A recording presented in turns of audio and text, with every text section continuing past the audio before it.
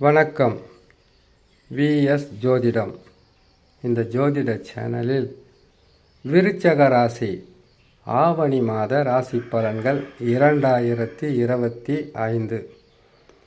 விருச்சக ராசிக்காரர்களுக்கு இந்த ஆவணி மாதத்தில் கிரகங்கள் தரக்கூடிய பலன்களை பற்றி பார்க்கும்போது கடின உழைப்பால் மாற்றங்களும் முன்னேற்றங்களும் நற்பலன்களும் பெறலாம். இது எல்லா ராசிக்காரர்களுக்கும் கிடைக்கக்கூடியது தான் கடின உழைப்பால் நற்பலன்களை பெறுவது என்பது. ஆனால் விருச்சக ராசிக்காரர்களுக்கு ராசிக்கு 8 இருக்கக்கூடிய குரு பகவான் நன்மைகளை செய்ய மாட்டார். எப்பவுமே விருச்சக ராசிக்காரர்களும் சரி, மகர ராசிக்காரர்களும் சரி, வேலை செய்வதற்கோ கடினமாக உழைப்பதற்கோ பின்வாங்கும் ஆள் கிடையாது. எவ்வளவு கஷ்டமாக இருந்தாலும் செய்து வெற்றி பெற வேண்டும் என்கின்ற மிகப்பெரிய ஒரு நல்ல எண்ணமும் உழைக்க வேண்டும் என்கின்ற உறுதியான குணமும் கொண்டவங்க தான் இந்த விருச்சக ராசிக்காரங்க.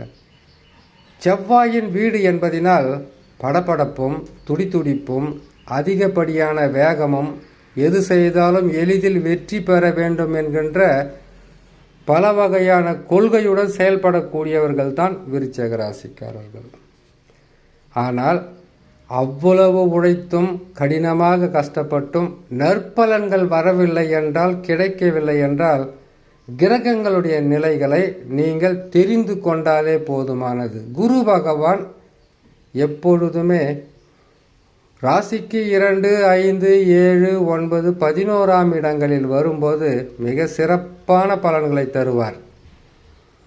இதே குரு பகவான் ராசிக்கு 8 வரும்போதும், 6 வரும்போதும், 12 வரும்போதும், 4 வரும்போதும் படாத பாடுபடுத்தி விடுவார். இருப்பதிலேயே கொடுமையான பலன்களை தருவது ராசிக்கு 8 அமர்ந்தால்தான்.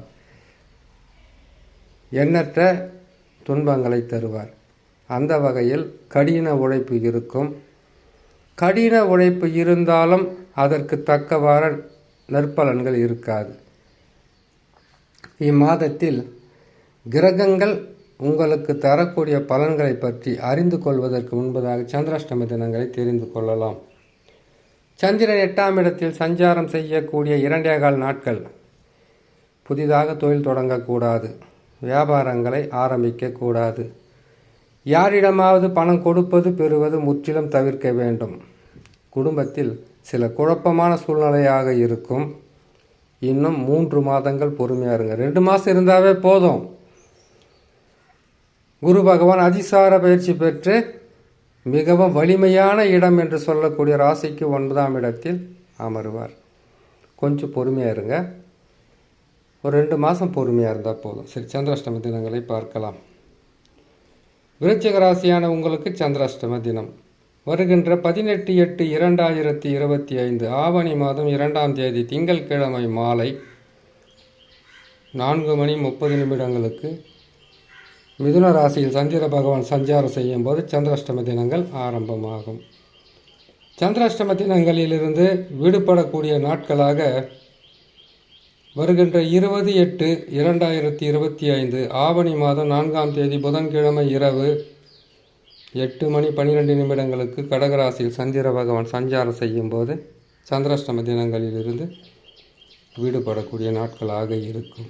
சரி, இம்மாதத்தில் கிரகங்கள் தரக்கூடிய பலன்களை பார்க்கலாம்.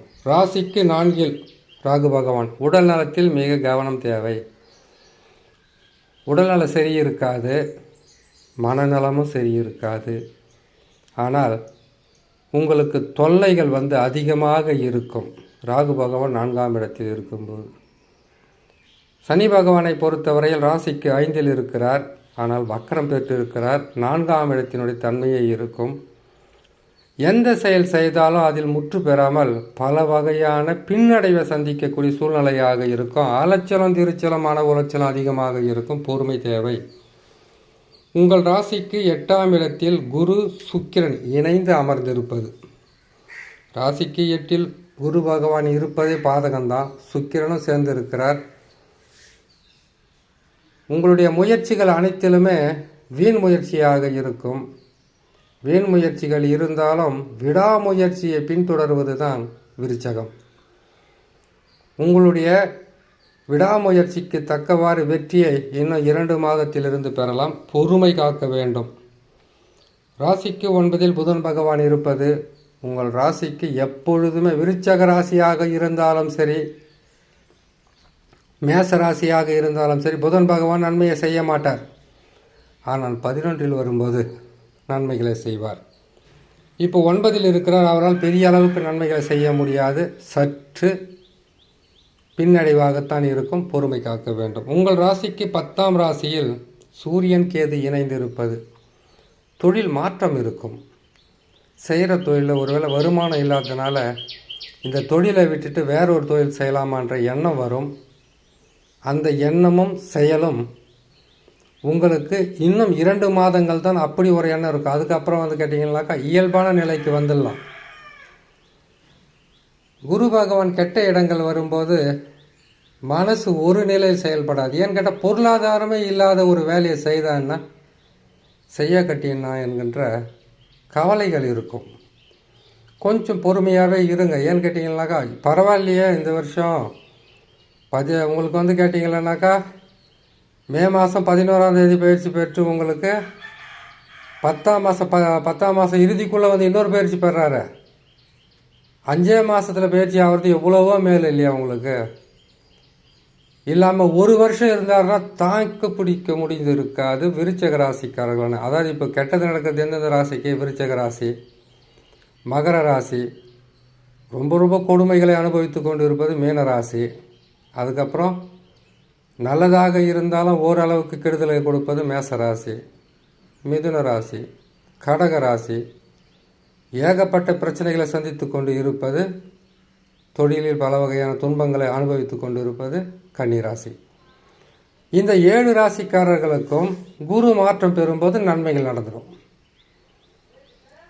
மீதம் உள்ள 5 ராசிக்காரர்களுக்கு கெடுதல். இப்போ 5 ராசிக்காரங்க நன்மை அனுபவிக்கிறாங்க இல்லையா, அவங்களுக்கெல்லாம் கெட்டது நடக்கும்.